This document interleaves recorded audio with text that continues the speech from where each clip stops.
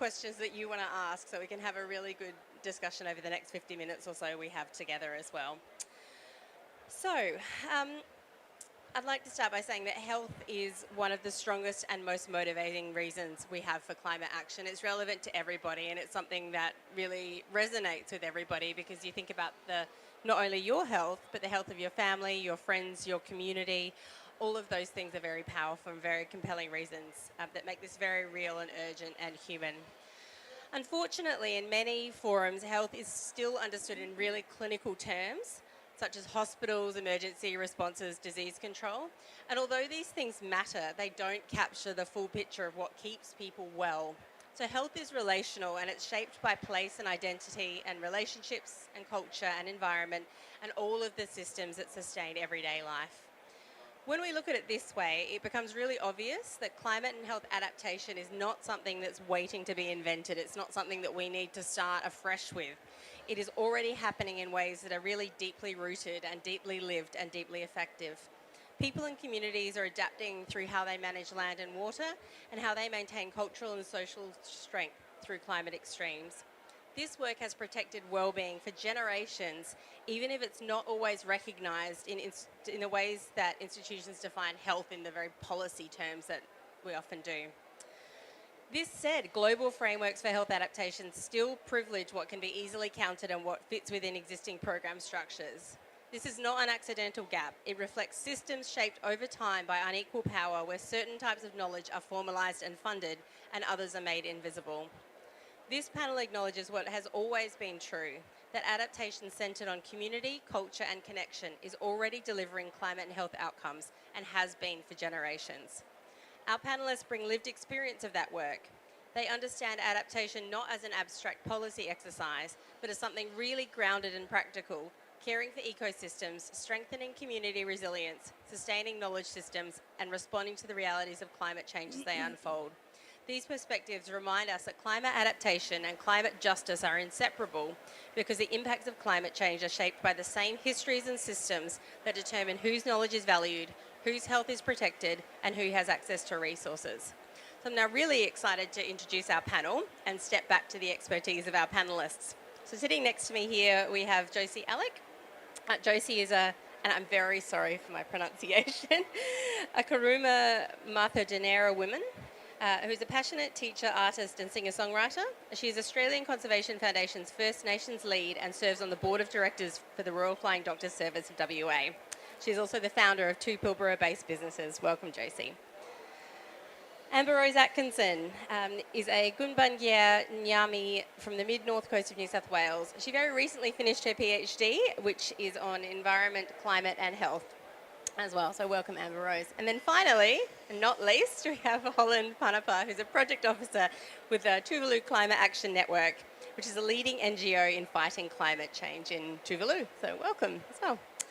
So Josie, I'm going to come to you first. It would be really lovely if you could just talk a little bit more about yourself in your own terms and what adaptation and the work means in your context. All right. Yeah. Thanks, Kimberly. For me, I think I'm from the Pilbara, WA. We've got like masses of mining around our, and gas extraction and around our area, and having adjusted to that and seeing those effects in community for, over 2 decades at least, even more, 3, 4. We've seen the changes, we feel the changes, especially as First Nations people that are grassroots and are, in country all the time, practicing our law and culture. And that's, we feel those effects when, you have to be out in the sun and sitting in the sun and practicing your law and culture because that's your obligation. And so, that's one of the things we see also. When we're talking about health and we're talking about communities, we see that increase in, illnesses and sicknesses that are happening to our children and our old people. And, that is a real direct impact from what's going on in your country. Because if our country is sick, we're sick. And that goes for everybody. You know, I say this all the time, it's a human story. And when we're talking about climate change and we're talking about health of people and that impact that has on everybody and everybody's children, you know, we've really got to take a step back, have a look, and especially look at First Nations people and the way that we are so resilient and have been over millennia. And those stories that have been passed down to us that can shape the future for everybody in this world. So, Yeah, absolutely. Thank you, Josie. And Rose, I'll come to you with the same question. Floor is yours, just to talk a little bit about your work and where you come from as well. You might want to. Just Thanks, Kimberly. Ginigay, Nyam Amber Rose, Nyam Gumbangi and Yami. My people are saltwater, freshwater people from the mid-north coast of New South Wales. We have on our lands forests that are left over from Gondwana. So we, I wrote my thesis essentially on this topic. So sometimes forgive me if I seem a bit scattered because I think my brain cells are still in a bit of trauma from the PhD process. It was the best thing ever, but you know, it is really a lot. Good ways. But I started this research because my mum actually, while she was going to university studying Aboriginal health, I was growing inside of her tummy. So I feel like I've just always been at university, quite literally. So I really grew up with an understanding of the importance of health and what it means, especially for our communities who do experience such adverse effects of health, both personally, spiritually, systemically, due to colonisation. The colonisation of Australia decimated our health systems, not only our physical, but our spiritual, our emotional, even our population. Smallpox ravaged Indigenous communities. So health for me, from a very young age, was something that I was always very passionate about because, as Kimberly said, as Josie said, it connects to absolutely everything. So I studied my Masters of Public Health. I fell in love with the subject environmental challenges in global health, and I realized I could bring my skills. I could study it. I thought you had to be a scientist to do kind of nature-based study, but I was not good at math or science. But health was really a vehicle that I understood because for me it was coming from lived experience. And so I started my PhD in 2021, which was also the same year. No, sorry, I went to COP the next year. But I've been doing my PhD alongside of attending COPs. And the frustration that I've felt in trying to make a difference in health, but realizing how inherently political the health space is, I've been trying to understand how I could override that. And so that's why I come to these spaces. That's why I diversify my knowledge and my skill sets to always champion better outcomes, better health and well-being outcomes. So my study was looking at, I was like, let's just go back to, not basics, because it's absolutely not basic what I studied, but let's go and really understand what is it that we mean when we think of health, and what is it that we mean when we think of our relationship to health. So I looked at how does the relationship between the health and well-being of country and everything that country is encompassed, everything that country encompasses, and our own health. And there were 3 main chapters. And the first one, when I interviewed 18 mobs, 7 from my mother's country, mid-north coast, 7 from my father's country, southeast Queensland. And I asked them very open-ended question, what does country mean to you? What does health mean to you? What does that look like? I asked them those questions and it generated 40,000 words of data. And so I had the fun job of going through and sifting and reading all of that. But it was so rich and so amazing, and everything that's been echoed by what Josie's been saying. Country for mob means everything, and health is an expression of that relationship. And so when we say, especially in these spaces, in these very sort of technocratic, like climate health discourse spaces, it's always Indigenous knowledges are important. But what that does is it's an extraction of everything that we encompass. We are so much more than that. Our knowledges are just a part of that expression of the totality of who we are. And so my research really looked at the relationship fundamentally between health, between people, between land, the systems that are impacting it, a lot of mining, agriculture, policies that are not protective of our rights as Indigenous peoples on our lands. And then it looked at 2 strategies. One, the National Climate and Health Strategy that was released 2 years ago, and the National Adaptation Plan. And it found that, again, what I said before, the way these strategies, leading government, no offense, strategies, is very participatory. It's not really looking at why are we here? What has put us in this place? If we keep talking about health and climate in this subsurface level way, climate change is symptomatic of a broader problem. If we do not address the drivers, which, as I said, was going back to before, colonialism, imperialism, power, if we do not get to that deeper level, we will constantly keep coming back to these places for band-aid fixes. And health is just an expression of all of that. So I really want to see a future where we can, what is it that we mean when we talk about climate? What is it, are we talking about the weather? Are we fighting the weather? What is it that we mean when we think about health? In my thesis, I looked at spiritual health. How are we protecting the country? How are we protecting the spiritual health and well-being of country? Because one elder said to me, Amber Rose, if we lose our spirits, we lose country, and when we lose country, we lose everything. And so I want to be able to have a dialogue with, UMOB here and UMOB in the audience about what does that look like and how can we work together to create a more equitable future that is grounded in good relations and not just human-centered. So that was very long, but yeah, health is so important. Thank you. Fantastic. Just Helen, floor is yours. It's working.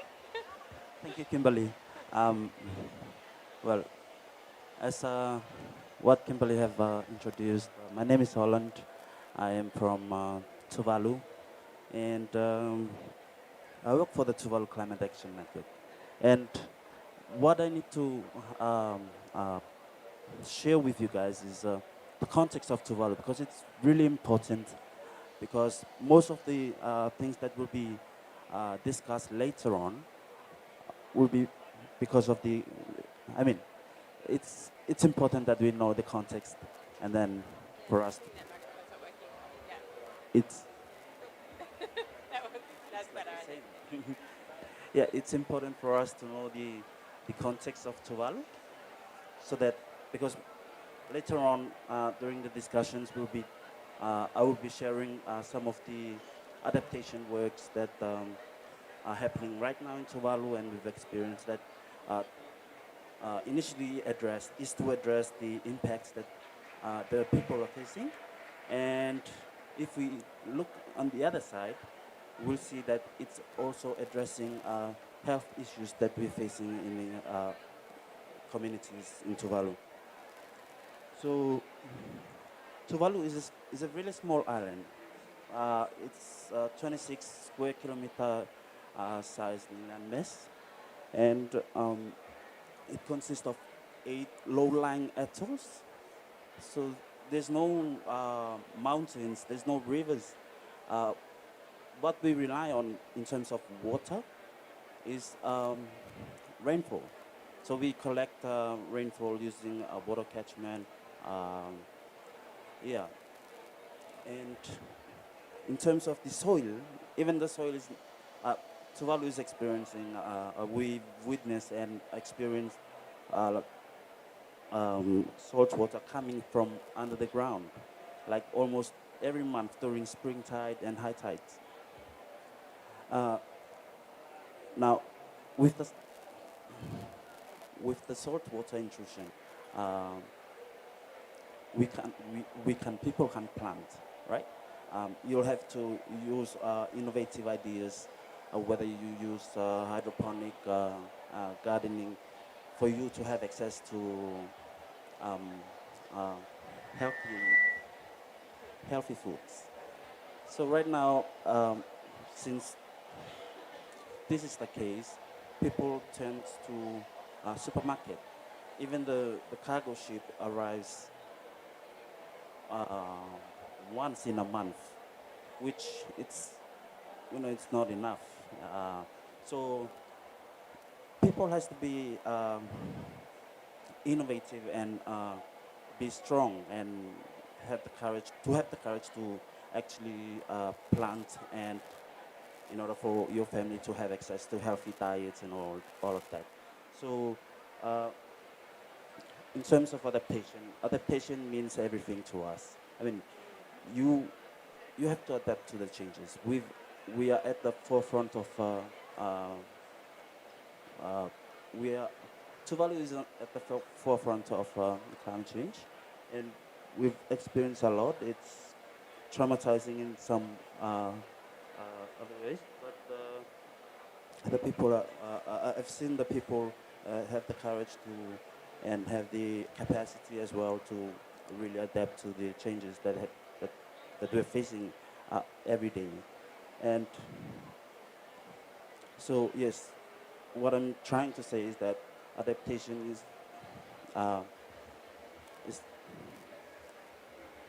is to protect our lives. Yeah, we have no other options but to really try and be innovative and try to adapt to what we're facing right now.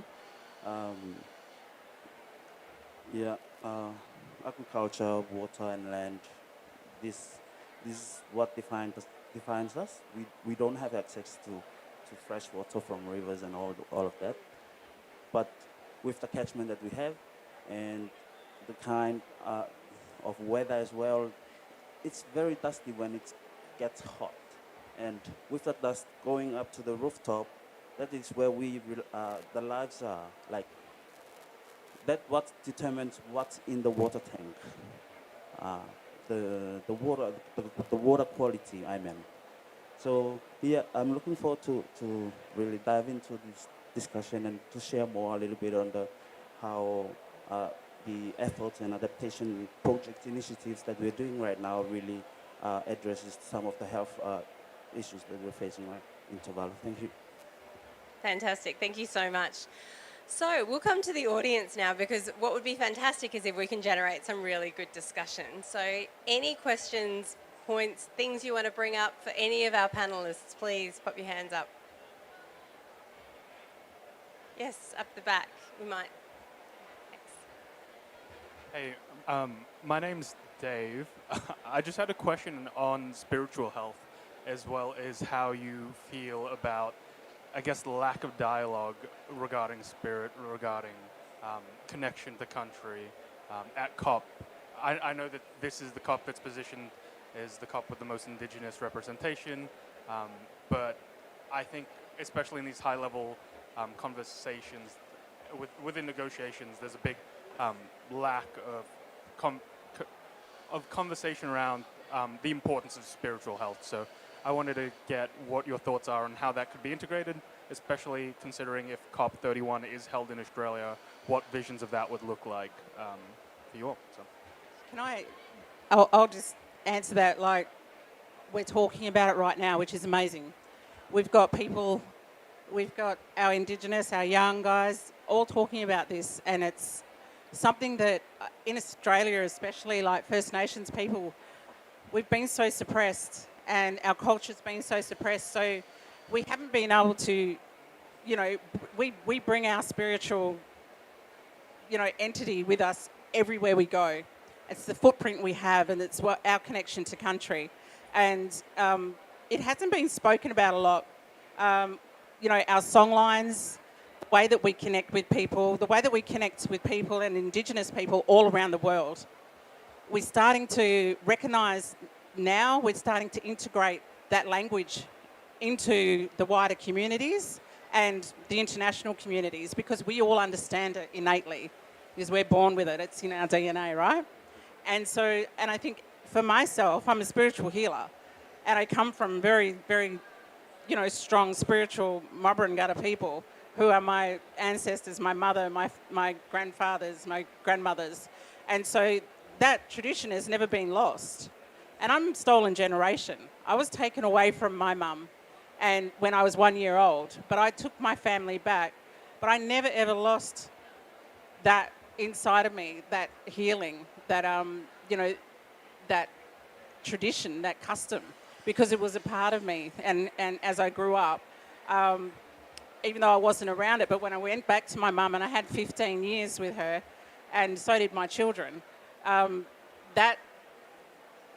it's something that's inside you. Once you remember it, you can't forget it. And it's about all of us remembering our spiritual connection to Mother Earth and how we walk in this world. Because, when you get stressed, what do? Kick your shoes off. You go and look for a piece of park somewhere or some water somewhere. You go and chuck yourself in the beach or, in a river. You make yourself feel good.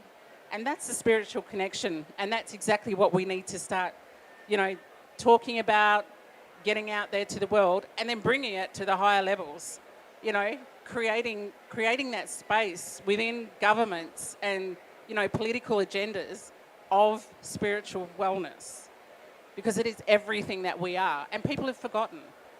So we just need to remember that now. It's almost like there's been such a severance and a fracture between the relationship between people and planet, between people and spirits, and everything of what that connection means to individual but also collective societies. That severance has made it so much easier to degrade the very thing that gives us life. And so I think those conversations about spirituality, about the energetic flows of water, country is healing. Country literally gives everything that we need to live and breathe and have life on this planet. And so I think having these conversations is really, really important, because it's about how do we rebuild that relationship that these dominant oppressive frameworks have deliberately fractured because it's benefited them. And so I think what we're sort of talking about is everybody has it within ourselves, and we need to wake up to that and know that having that connection comes with a responsibility. And that's why Indigenous peoples from Tuvalu, from so-called Australia, from Aotearoa, from across the globe, that's why we show up and fight every single day, because we understand that connection. And I would love to see a world where Gabas, where non-Indigenous peoples also wake up and realize that connection, you have that too. And once you know and feel what that connection is, you will do anything in your power to fight for it, because you know that it impacts our livelihoods, but it impacts the future 7, 10, 20 generations ahead. And so the actions that we take have to ensure that they can also have experience the beauty of life, because that's what we were blessed to have for 65,000 years, is what it means to be in deep symbiotic relationship with country, where country fuels and gives us everything that we need to have such sophisticated societies. But yeah, this pervasive severance is what again, the interrogation of power. If we don't take these conversations to that level and to talk about healing, the conversations are never going to change. So I think having mob in these spaces to talk about it is really helpful, but it cannot just be participation, it has to be leadership. So how can we rally and work together to promote and empower Indigenous leadership? Because when you know that you are supporting us, we are supporting you, because we stand for and protect life. That's our mandate. That's our job. I have nothing else to add on to what just have been sharing. So, yeah. Thank you. Fantastic. Thank you. Other questions? Yes. Hi. My name is Carla. I'm a Brazilian First Nation. I remember 10 years ago, we were discussing in forums like this the importance of cultural key performance indicators to measure climate change, to measure conservation and preservation of our culture and nature. From 2 or 3 years ago, we start to talk about the spiritual dimension of culture and nature. And how do you see we can develop key performance indicators to measure the spiritual connection between people and the climate change? How can we monitor, evaluate the climate change under this perspective? That's a really good question. Did not answer that in my thesis, but definitely identified that as an area, because when we talk about culture, Indigenous cultural practices, I see them as inherent climate adaptation, mitigation responses.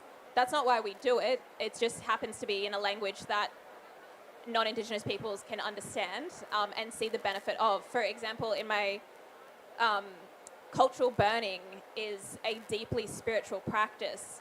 It also massively reduces fuel loads, emissions, it mitigates hot, wild, uncontrolled fires. It's protective of soil health, it's protective of animal and plant health. And so I think there's definitely a way that we can do that. It's just about how we do it. It really needs to be led by mob because I'm Gumbaynggirr. That's where I belong and that's where I can speak to. But obviously I have elders and family who it's like they're the ones that I take guidance from. I think it's if we can get to a space where we have like locally read research to understand like what does it look like for where you come from, what does it look like for where you come from and where you come from, and we build like a continental and then a global network of understanding of how do we measure, not to measure it just for the sake of quantifying it, but to understand how to protect it, because what we're having to deal with is navigating different systems of understanding and different systems of measuring. And so we're not measuring just to put it in a book. We're measuring it to understand how we can protect it through the frameworks that we are forced to live in a way that then changes how those frameworks value plants, our bilbies, our soil, our water, our air, our everything that gives and nourishes us. So I think that's a really important piece that someone can research a little bit more. But I think, if everyone started looking at where I live and where I benefit, what gives me life, what's impacting that, and then how can I protect that through knowing what it needs, because it's everywhere where we come from is all going to have such different needs. Yeah, and just to add on to that as well, so something that we're doing with the Royal Flying Doctors over in WA is, so we've just created a cultural committee, and so we're setting up health checks regionally, 4 regions around Western Australia, and these are doing community health checks, putting a cultural lens, us guiding that as the First Nations board members to be able to guide the data that's going to be that we want to bring out of that, and basically, what services that are actually going in there, what's working, what's not working, how can we minimise the 50% of Indigenous people and people that are out in regional, very remote areas using our service, and which is in turn, you're creating also a cultural sort of appropriateness and lens on remote areas, and looking from a grassroots perspective, and how our spirit, our hearts and our minds and our spirits are actually affected through health in that way. And so, and it's about changing the questions that you're asking that you want the data for. And so when you're changing those questions and you're actually looking at different aspects of people's humanity and their life and their livelihood and their environment, and what's in their environment, what sort of health things are happening in each region, I think that's when we have a holistic look on how spiritualism is affecting our regions and our remote areas compared to city areas and things. I think there's room for that work. I think a lot of that work has been done. It's just not been done in the way where the narrative has changed. And so people are looking at it in a different way. It's all this scientific data and it's when it's quite simple to think about something in a spiritual way, but we often forget. So. Thanks so much. There's integrating spiritual into the work of and cultures into climate adaptation is where, I mean, within the NGO space, we mostly focusing on community levels, and that is where we really value culture, because culture determines culture, it determines who we are, and that's why we so much want to revive and try and document everything into and store them somewhere safe for future generations and for everyone to benefit. But spiritual really gets me thinking, and uh, because I thought initially I thought it was just cultural determines who you are, but I just realized now that spiritual could also um, like going way back for more than a century now. People have been having accepting different religions and from a Christian perspective, I'm really proud of who I am, and I'm really trying to work for the benefit of the communities and everyone in it. So, yeah, I'm sorry if I don't have more information to put into the question, and yeah. So, That was great. Thanks, Holland. Other questions? Hi, my name is Claire. I live on Wajak Noongar Budja in WA as well. I'm not at COP as an activist, but back home I work on campaigning to see the phasing out of fossil fuels.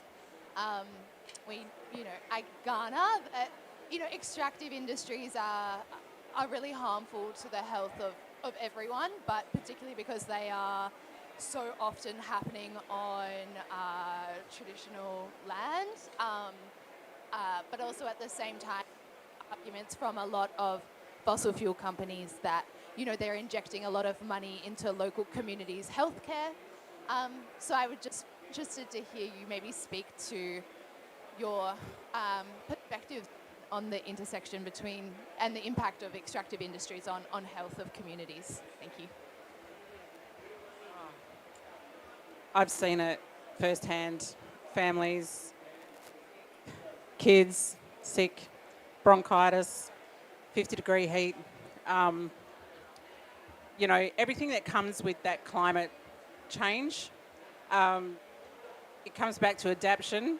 And sometimes you just can't adapt. Sometimes it's just, our bodies, our old people, they're not that resilient when it comes to, that climate change and the things that are happening in the environment, because it's so different, and it has gone from 0 to 100 in 5 seconds. And it's just going so fast. This, the change of climate, the change of the environment, and everything like our water, how are you going to get rain if there's no rain? How are you going to get water if there's no rain on a place where you need water? How are you going to, we see it even over here, the water's getting poisoned. Our water's getting poisoned. Our mandate as First Nations people is and we're obligated to, look after the country and, the longevity and the sustainability of all life on Earth. Not only humans, but everything. And that's that interconnection that we have. So the intersection between fossil fuel companies, companies that are mining our lands, taking all of our water, polluting the air, desecrating our sacred sites, that hurts every single part of us. Because once that rock's moved. I'm connected to that rock. I'm connected to that story, that rock art. My footprint is there. My lineage is there, my old people, my ancestors. How am I going to give this story to my grandkids if it's not there? And so that's one of the hardest things that we have to face, especially as First Nations, when we're talking about mining and talking about fossil fuel companies and extraction, especially, fracking and, poisoning the ground. There's so many places, so many sections to this, and, health is at the core of it. Because it's not only physical health, it's spiritual health and it's mental health. And we're seeing that rise and rise and rise and rise. And the data can show you, right? Yeah. Doctors can see it. We feel it. We see it in our communities.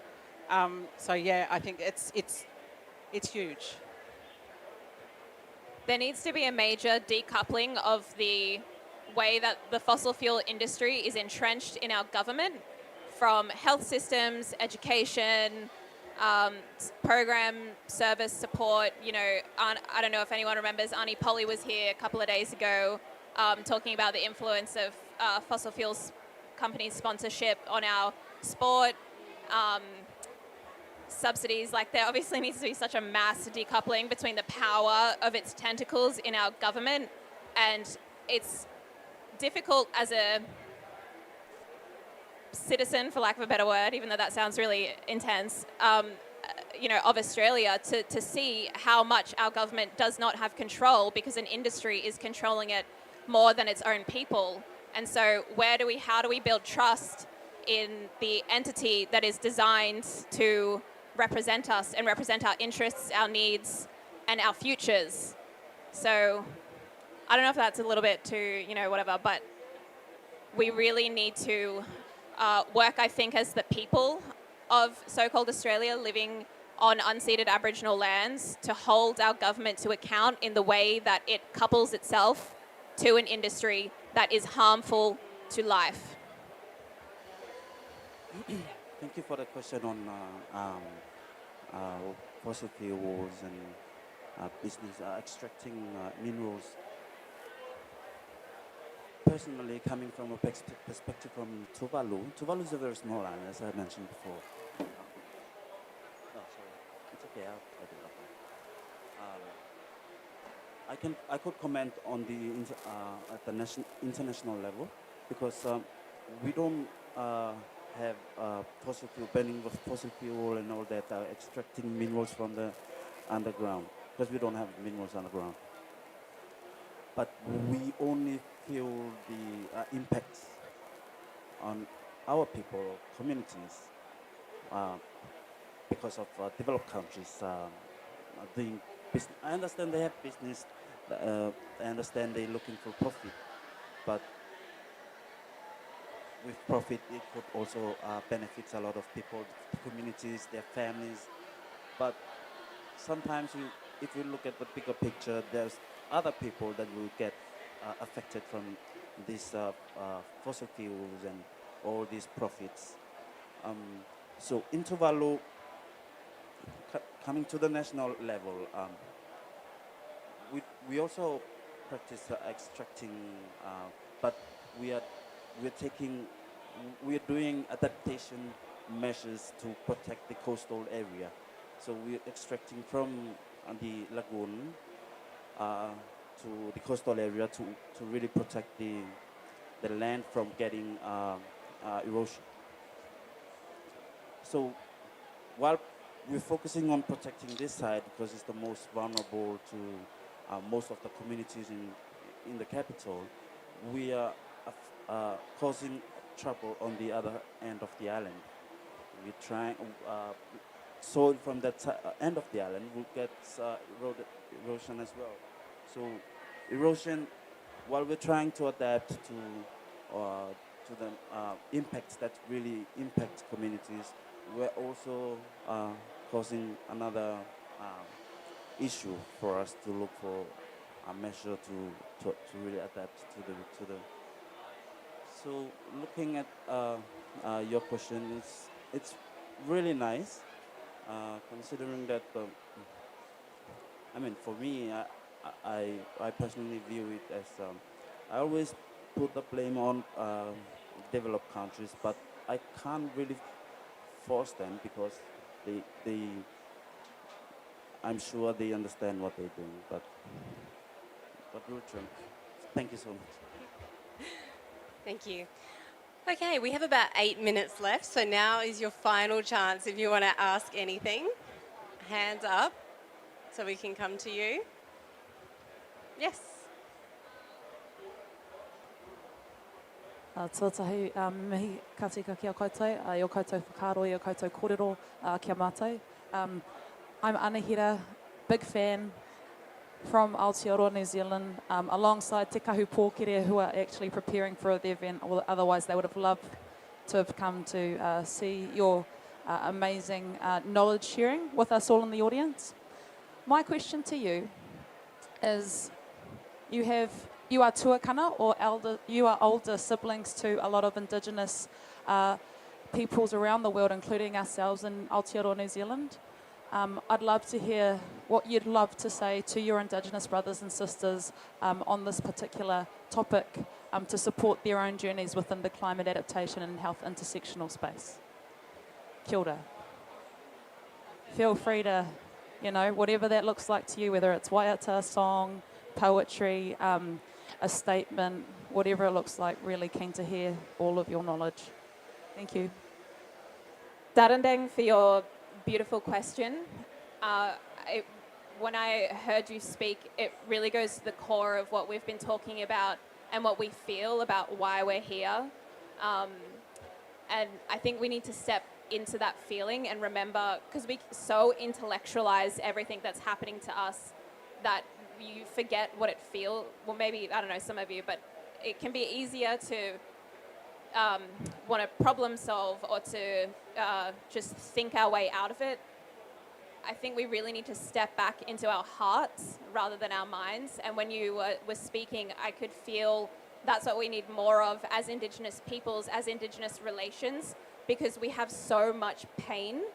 Because when we talk about the climate crises, we're talking about the compounding symptoms of the pain that we've experienced from colonialism. And due to that, we have a lot to say.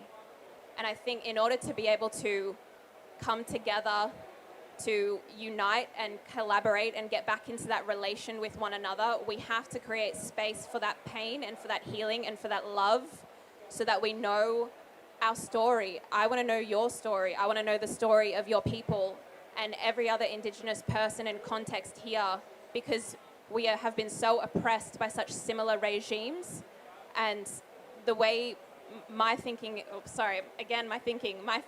of how we address this is to acknowledge that, because there's just so much of it. And a lot of non-Indigenous people wouldn't even realize the amount of pain that you are also in and what it means for you, especially if you live on colonized lands. What does that mean for your relationship to country and to land? And so I think that space for that healing and that love and acknowledgement of what we've been through to why we're even here to have this type of conversation, so that when we rally together, we are fueled with hope and determination, and we will not give up because of it. Otherwise, it's so easy to feel like this system and this structure is too big for us, and it will always win.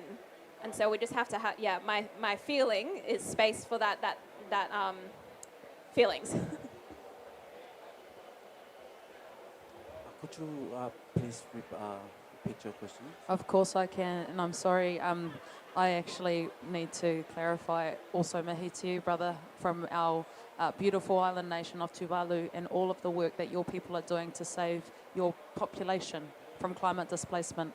Hui anō, question was, any feelings, statements, in any form you want, whether it's poetry, song, whatever that suits you, to tell your brothers and sisters from all over that are relational to you, how would you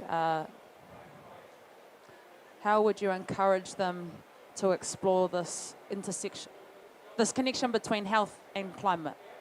Kia ora. Thank you. Health and climate. Storytelling, like what Amber has shared. So I just want to add a little few more to what she was sharing. Storytelling is really important. Tuvalu, if you look up Tuvalu, you won't find data from the 1700s. But people in 2025, they still have access to stories from 1700s. So what I wanna, my point is that if I was to tell my brothers and sisters from other indigenous countries, I want to tell them that the importance of storytelling and try and document things so that it doesn't get lost and the original